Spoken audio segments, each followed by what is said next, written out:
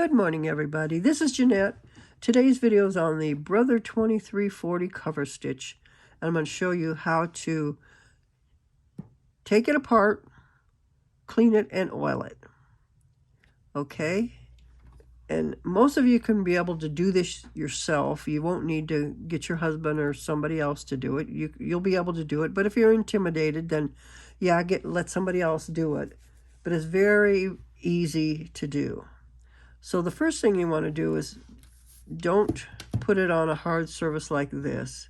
Put it on a towel. I have this one on a hard surface only to show you what it looks like before you take it apart, because I do have two. So this is what it looks like before you take it apart. This is what it looks like after. Okay? So we'll go back over to this one. So you're going to put the towel down. So this way, if you're taking out your screws and one happens to fall, it's not going to bounce off and you'll never find it again. So you're going to need a Phillips and a regular straight screwdriver, because most of them are dual. You can do either one, but just to be on the safe side, get one of each. So after you put it on the towel, you're going to unplug it all the way. Then you want to lower your thread tree, and then you want to put it on its back like this. Be very careful when you turn it on its back that you don't hit anything with your tree, because you don't want to break that. So then when you get it into this position, you can start taking it apart. And when I take apart, I look at it, and then as I take the screws out, I put it in the same pattern that I see on the back. This way I know what screw goes where, because some screws might be the same length but look different. Like this one here, this is different than the other ones. These two are real short ones, so for me it's just easier to put them in a pattern. You can do it however you want to do it. But anyway, the screws you're going to take out are this one, this one, this one, this one, and then these two. You don't need to take those two out. They don't go to anything. Just, they're not holding anything in place. These two hold this plate onto this black shield. So you have to get this off before you can get this off.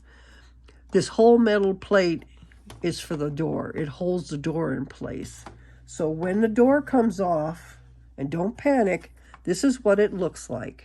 This is what it's going to look like, okay? So everything will come off, all right? So then when you take all the screws off the black shield, this is what it looks like when you take that off, okay? So we have those, and you set those off to the side, and then you have it looking like this, okay? So now there's a few methods you can use to clean. You can get one of those little vacuums and vacuum everything out, but it really doesn't get back into the nooks and crannies back in here. And you can use a brush. Again, it's not going to get into the nooks and crannies. I use a compressor. I use an electric compressor that I've used for years. I bought it at Harbor Freight for $35, and it blows out everything. Because of the PSI, it blows it out. It doesn't just blow it up in there, it blows it out. You never ever want to use canned air. Canned air sprays out liquid, and you've all seen that. If you've sprayed the canned air, you'll see the liquid. Some have posted saying that compressors do that too.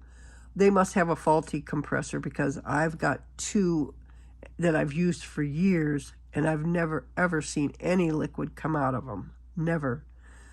But just avoid the canned air, because that's going to get on, the liquid's going to get into your metal and start rusting it. So just don't use canned air at all. Now, for the oil. So once you get it all cleaned out, you're going to oil it. And I was surprised, because this one has been a while since I cleaned it, and I only had like a little clump here and a little clump here, but it was all those little fine fabric fibers that I had all over the place in here. Not too much of a buildup, but it, you know, it was all along the sides and what have you. So after you get it all nice and clean, the oil you're going to want to use is a clear stainless oil. This I got at Walmart for, you know, maybe $8 or something. And it's going to last you forever because you're only going to put a drop on stuff. You're not going to saturate anything with this oil. And you can use it on all your sewing machines. You never ever want to use a yellow oil on anything because there's something in that yellow oil that gets gunky. It gets gunky on whatever you put it on. So I was told years ago, don't ever use a yellow oil on your sewing machines. Just use a clear stainless oil. So this is what you want to use. And when you oil it, you only want to put a drop on whatever you're putting it on. You don't need to squirt it because you don't need it running all over the place. So on this one, I'm going to zoom in and I'll show you. There's only 3 areas underneath here that you're going to oil. I'm going to pick up the camera too. So one of them is, there's a little shaft right there. You want to get this one right here. Then you want to do this big one right here. And then there's that one right there. You want to oil that. Okay, now that's from below.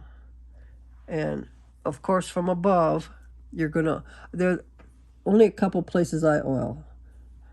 This one I oil down here. You can oil it while you got it open like this too. You can either do it from above or below.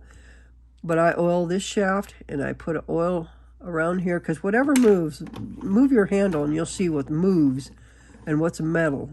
So I'll oil these and I oil that shaft there, and then I'll oil the shaft of the needle that goes up and down. I oil that too. So with that, you know, you should be able to put it all back together to where it looks exactly like that, you know, or you can either follow your little pattern or just, you know, stop the video and kind of look at it. But I am going to tell you that, and I got to go back to this one, that when you go to put the door back on, all right, so we're going to pretend the black shield is on here, and this is going to be the last thing you put on. So you're going to line it up and click it in place like this. You're going to hold it because what happens is these don't line up with the hole underneath. You're going to have to push it over like this, maybe about a ½ inch. You're going to have to push it over and then put the screws in, because that's what happens. That's what helps it go back and forth. As you can see, this moves. So that's all you're going to have to do is just move this back into place to line up the screws to secure this down. So I hope this helps, you know, so you can get your machine cleaned out and, you know, oil a few places under there and get your, you know, just to maintain your machine. And it's up to you how often you want to do it. I do it at least every 6 months, whether they need it or not. I just do it just to renew the oil and stuff. So with that, let me know if you've done this, you know, if you're going to do it, you know, let me know how it worked for you and if it was difficult or not.